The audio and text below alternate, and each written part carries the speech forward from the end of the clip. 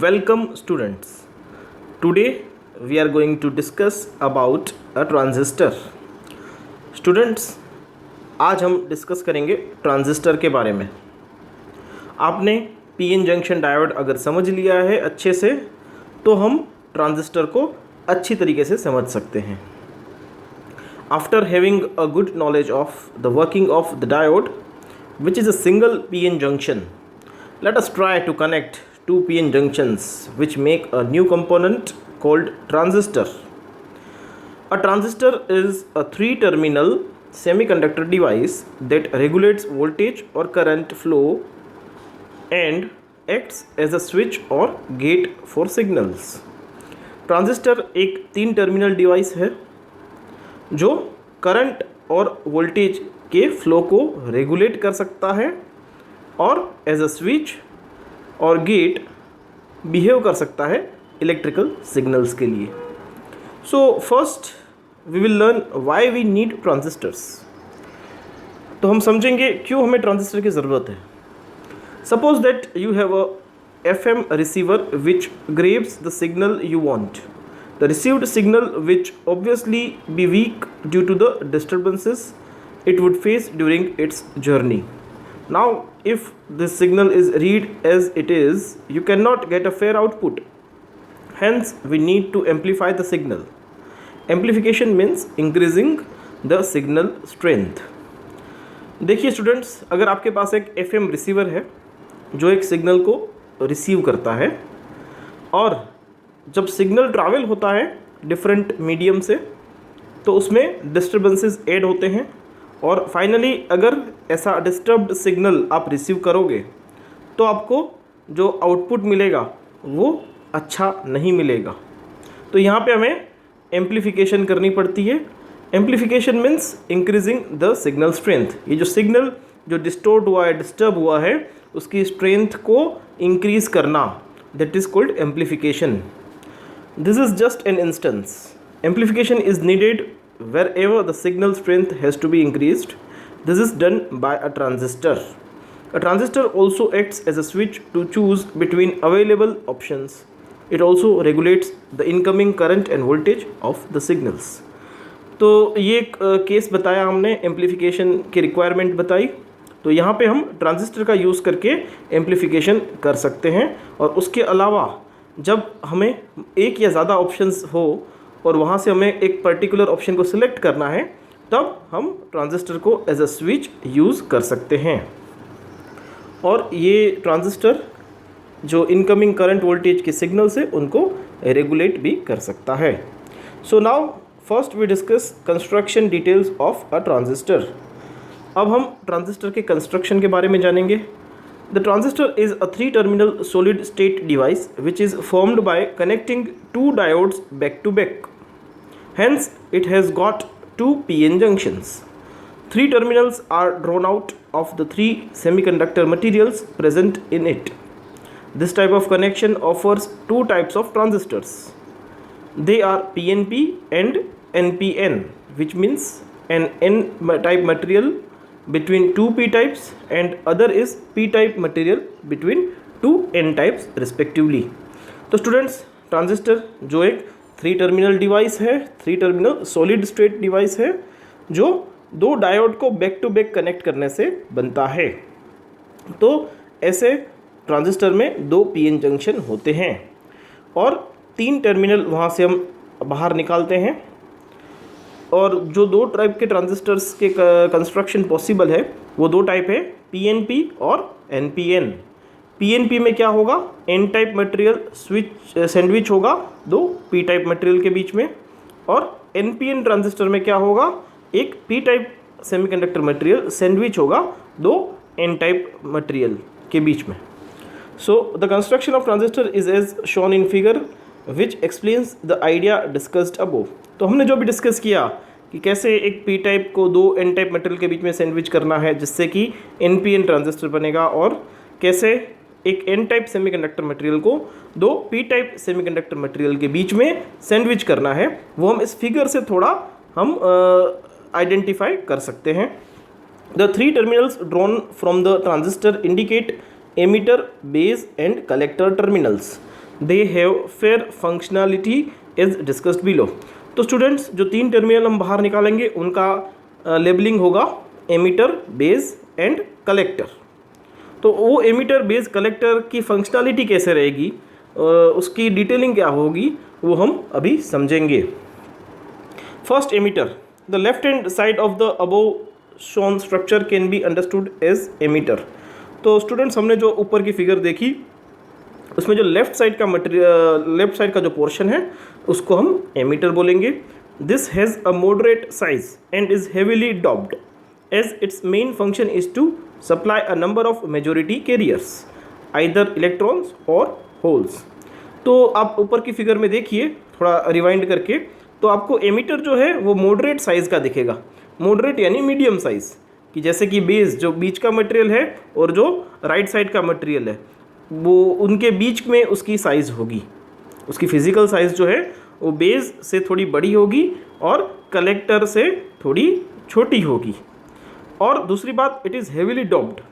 जो डॉपिंग होता है वो काफ़ी सबसे ज़्यादा होता है ये एमिटर में, यानी कि बेस जो है और कलेक्टर जो पोर्शन है उनसे ज़्यादा डोपिंग होता है हमारे एमिटर रीजन में, because it has to supply majority carriers. क्योंकि जो हमारा वहाँ पे डोपिंग ज़्यादा रखते हैं एमिटर में, क्योंकि एमिटर से हमें मेजॉरिटी चार्ज कैरियर्स मिलते हैं, आइदर इलेक्ट्रॉन्स और होल्स। तो मेजॉरिटी चार्ज कैरियर्स इलेक्ट्रॉन्स भी हो सकते हैं और होल्स भी हो सकते हैं। वो कैसे होते हैं वो हम आगे फंक्शनैलिटी में समझेंगे। But majority charge carriers, minority charge carriers क्या है वो आपको पीएन जंक्शन डायोड में आपको एक्सप्लेन किया हुआ है। So please refer my last video tutorials. As this emits electrons it is called an emitter. अब इसका नाम एमिटर क्यों है, तो as it emits electrons that's why it is called emitter. This is simply indicated with the letter E, जिसको हम capital letter E से indicate करते हैं। So now base. The middle material in the above figure is the base. This is thin and lightly doped. Its main function is to pass the majority carriers from the emitter to the collectors. This is indicated by the letter capital B. Base जो है ऊपर की figure आप revise करके देखिए तो बीच में जो मटेरियल है वो बेस है, जो सबसे थिन है और लाइटली डॉप्ड है, यानी कंपेयर टू एमिटर और कलेक्टर उसकी साइज़ सबसे कम रहेगी और उसमें जो डोपिंग लेवल है वो भी सबसे कम रहेगा। उसका फंक्शन क्या है, तो जो मेजॉरिटी चार्ज कैरियर्स एमिटर से आएंगे उसको कलेक्टर की ओर जाने देना, that is the function of base, जिसको हम कैपिटल बी से इंडिकेट करते हैं। Now all about collector. The right side material in the above figure can be understood as a collector.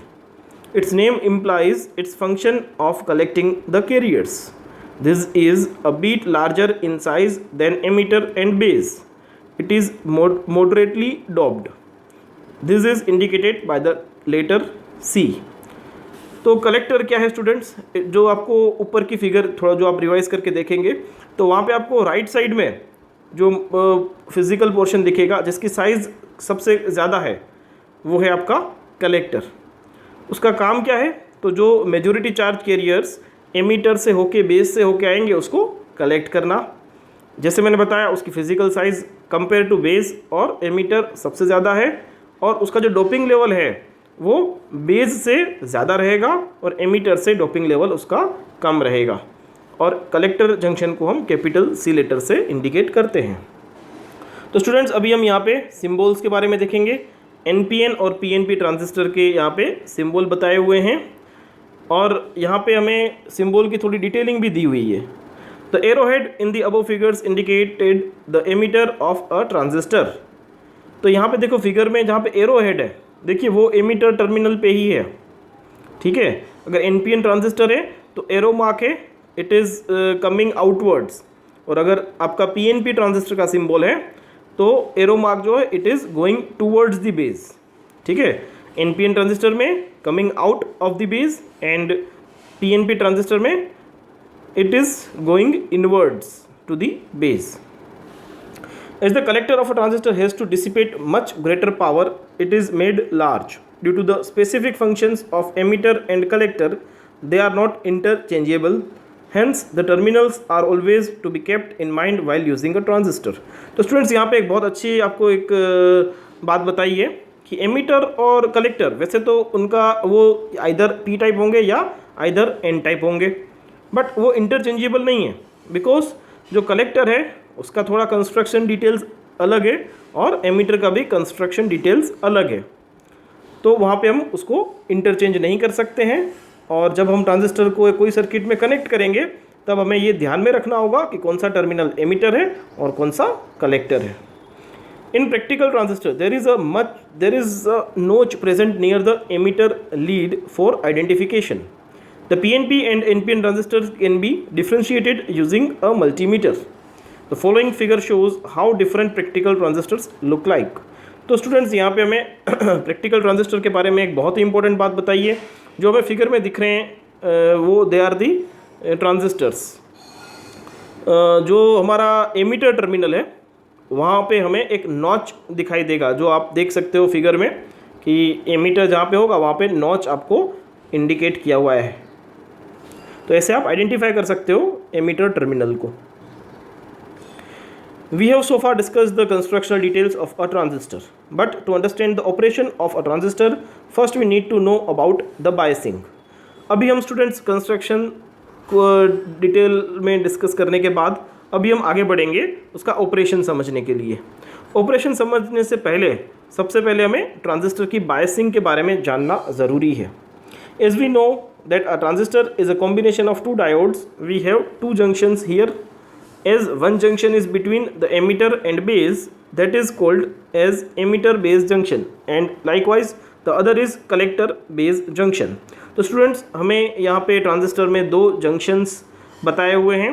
तो दो जंक्शंस में जो एक होगा वो होगा एमिटर बेस जंक्शन। जो एमिटर और बेस को कनेक्ट करता है वो जंक्शन है आपका एमिटर बेस जंक्शन, और जो कलेक्टर और बेस को कनेक्ट करता है वो जंक्शन है आपका collector base junction. Biasing is controlling the operation of the circuit by providing power supply.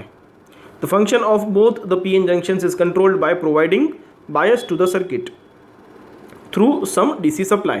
The figure below shows how a transistor is biased.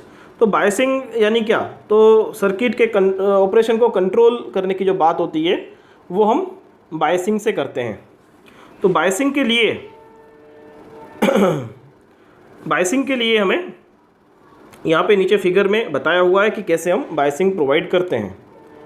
तो यहाँ पे आपको एक PNP ट्रांजिस्टर बताया हुआ है और NPN ट्रांजिस्टर बताया हुआ है। तो देखिए जो ऊपर जो की फिगर है उसमें फिजिकल कंस्ट्रक्शन में PNP और NPN बताया हुआ है, नीचे उसके सिम्बल्स को यूज़ करके हमने PNP और NPN को इंडिकेट किया हुआ है। तो यहाँ पे देखिए जो VEE सप्लाई है, ठीक है, कोई भी फिगर आप देखिए उसमें VEE जो सप्लाई है वो आपका एमिटर बेस जंक्शन के बीच में सप्लाई बायसिंग प्रोवाइड करता है, और उसको हमने फॉरवर्ड बायस कनेक्शन में कनेक्ट किया हुआ है। जबकि जो दूसरा हमारे पास जंक्शन है that is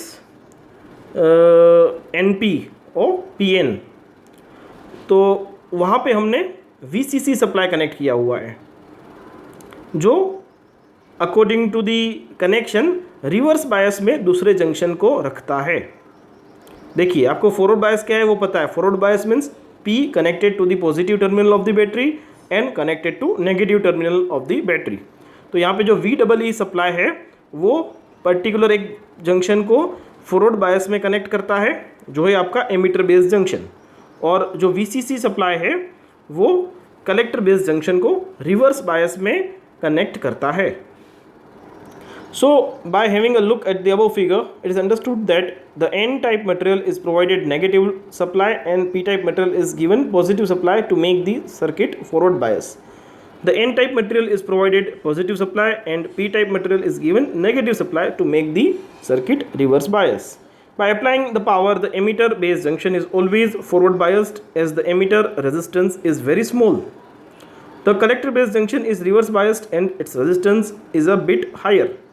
A small forward bias is sufficient at the emitter junction, whereas a high reverse bias has to be applied at the collector junction. तो स्टूडेंट्स हमने यहाँ पे एमिटर बेस जंक्शन को फॉरवर्ड बायस किया है, यानी कि उसका रेजिस्टेंस बहुत कम रहेगा, और जो हमारा कलेक्टर बेस्ड जंक्शन है उसको हमने रिवर्स बायस किया हुआ है, यानी कि उसका रेजिस्टेंस सफिशिएंटली हाई रहेगा। यानी कि हमें फॉरवर्ड बायस कंडीशन में जो हमारा जंक्शन है वहाँ से अगर हमको करंट फ्लो कराना है तो बहुत ही कम वैल्यू का हमें वोल्टेज देना पड़ेगा। और दूसरा जो हमारा जंक्शन जो रिवर्स बायस है वहाँ हमें हाई पोटेंशियल डिफरेंस प्रोवाइड करना पड़ेगा। The difference of current indicated in the circuit above also called the conventional current is the movement of hole current which is opposite to the electron current. तो यहाँ पे conventional current और electron current की बात की गई है, तो थोड़ा मैं स्टूडेंट्स आपको बता दूँ। कन्वेंशनल करंट यानी आपका इलेक्ट्रॉन करंट से जो अपोजिट डायरेक्शन है उसको हम कन्वेंशनल करंट बोलते हैं। यानी कि बैटरी के positive terminal to negative terminal, that is the direction of conventional current, जबकि इलेक्ट्रॉन्स जो है उनकी डायरेक्शन होगी from negative terminal to positive terminal of the battery. तो यानी कि फ्लो ऑफ इलेक्ट्रॉन्स, तो फ्लो ऑफ इलेक्ट्रॉन्स है उसकी जो डायरेक्शन है that exhibits electron current and the direction considered opposite to it is known as conventional current. Now operation of PNP transistor. The operation of a PNP transistor can be explained by having a look at the following figure, in which emitter based junction is forward biased and collector based junction is reverse biased. तो यहाँ पे हमें figure में दिखेगा PNP transistor का operation. हमने जो arrow mark से इंडिकेट किया है पूरी डायरेक्शन मेजॉरिटी चार्ज कैरियर्स के फ्लो की। तो यहाँ पे हम देख सकते हैं कि जो एमीटर बेस्ड जंक्शन है वहाँ पे हमने एक ही सेल कनेक्ट किया हुआ है, because it requires very low potential to operate.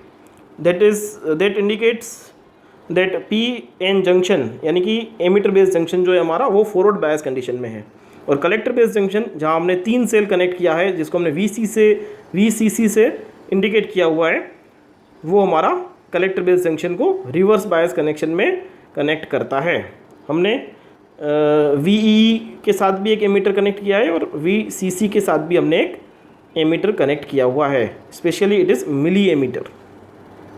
The voltage VEE provides a positive potential at the emitter which repels the holes in the P type material and these holes across the emitter based junction to reach the base reason.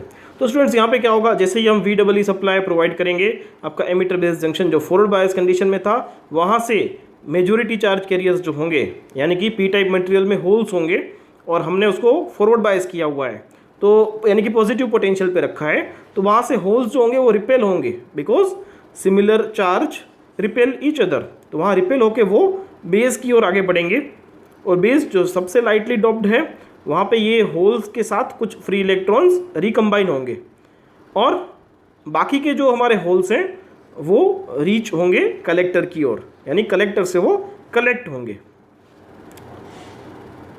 There is a very low percent of holes recombine with free electrons of N region. This provides very low current which constitutes the base current IB। तो यहाँ पे जो कुछ recombination होगा base material में, ठीक है, base material जो है वहाँ पे जो होल्स आए हैं वो कुछ रिकम्बाइन होंगे और कुछ बेस करंट IB फॉर्म करेंगे। The remaining holes across the collector base junction to constitute collector current IC which is the hole current. और बाकी के जो होल्स होंगे जो एमीटर से आए थे, कुछ तो रिकम्बाइन हो गए बेस में, बाकी के जो होल्स हैं वो जाएंगे कलेक्टर की ओर और होल करंट फॉर्म करेंगे, जिसको हम IC से इंडिकेट करेंगे। As a hole reaches the collector terminal, an electron from the battery negative terminal fills the space in the collector। तो यहाँ पे जैसे ही होल रिसीव होंगे तो देखिए हमने कनेक्ट किया हुआ है नेगेटिव पोटेंशियल पे, ये जो हमारा कलेक्टर है वो नेगेटिव पोटेंशियल पे है, और वहाँ पे जो होल्स आएंगे नेगेटिव पोटेंशियल यानी कि वहाँ से इलेक्ट्रॉन्स आ रहे हैं, तो वो होल्स जो हैं वो ये इलेक्ट्रॉन से फुलफिल होंगे।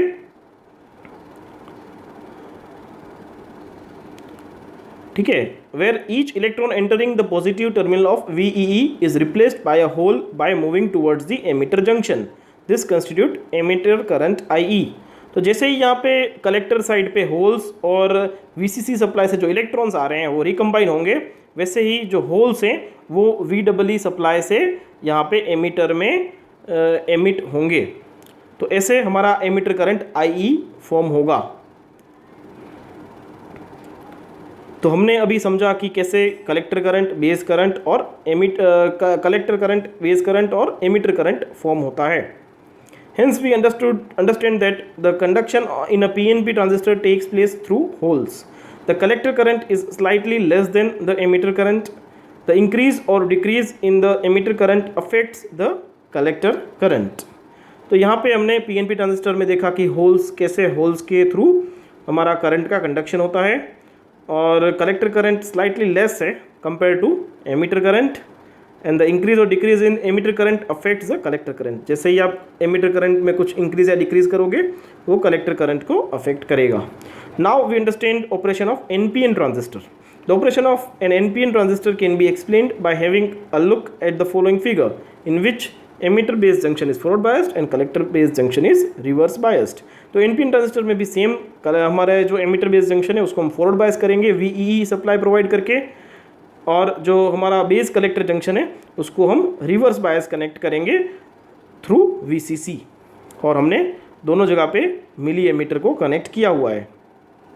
तो voltage VEE provides a negative potential at the emitter which repels the electrons in the N type material. तो यहाँ पे स्टूडेंट्स सेम फंडा होगा, बट यहाँ पे मेजॉरिटी चार्ज कैरियर्स क्या होंगे, इलेक्ट्रॉन्स होंगे. तो सेम थिंग यहाँ पे देखिए, एन टाइप जो एमीटर हमारा मटेरियल है वो नेगेटिव पोटेंशियल से कनेक्टेड है बैटरी के, यानी कि जो इलेक्ट्रॉन्स होंगे वो रिपेल होंगे towards the base because same charge repel each other. तो ये जो इलेक्ट्रॉन्स बेस में आए हैं वो बेस में जो होल्स हैं उनके साथ रिकम्बाइन होंगे और बेस करंट IB फॉर्म करेंगे, और बाकी के जो फ्री इलेक्ट्रॉन्स हैं वो कलेक्टर से कलेक्ट होंगे.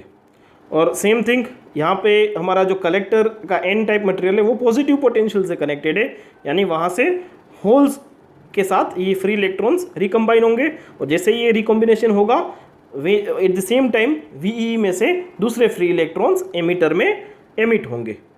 तो ऐसे जो कलेक्टर में इलेक्ट्रॉन्स आए और वो पॉजिटिव पोटेंशियल के होल के साथ रिकम्बाइन हुए तो हमारा कलेक्टर करंट IC फॉर्म हुआ, एंड मीनवाइल हमारा VEE सप्लाई में से जो इलेक्ट्रॉन्स एमीटर में एमिट हुए तो ऐसे हमारा एमीटर करंट IE फॉर्म होगा. This is the same as PNP, but यहाँ पे हमें majority charge carriers free electrons को कंसिडर करना होता है.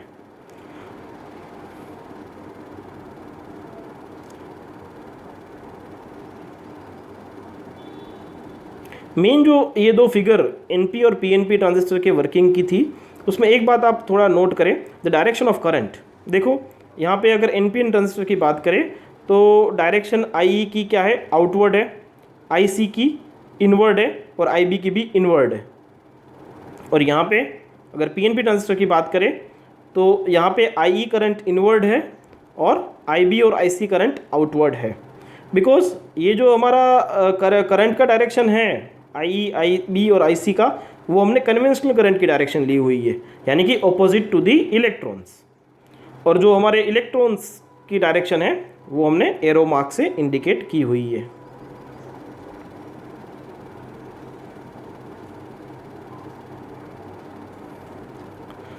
Here we can understand, we conclude the operation of NPN transistor. The conduction in NPN transistor takes place through electrons. The collector current is higher than the emitter current.